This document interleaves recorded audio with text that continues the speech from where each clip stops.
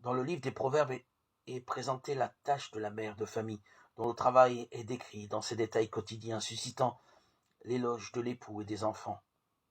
L'apôtre Paul lui-même se montre fier d'avoir vécu sans être un poids pour les autres, car il a travaillé de ses propres mains et a pourvu ainsi à sa subsistance. Actes 18, 3, 1 Corinthiens 4, 12. Il était si convaincu de la nécessité du travail qu'il a établi comme loi d'airain par ses communautés. Si quelqu'un ne veut pas travailler, qu'il ne mange pas non plus. 2 Timothée 3, 10, 1 Timothée 4, 11.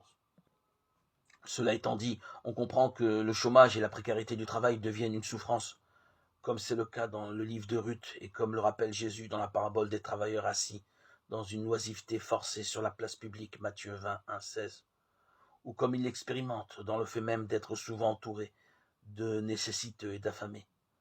C'est ce que la société vit tragiquement dans beaucoup de pays, et ce manque de sources de travail affecte de diverses manières la sérénité des familles,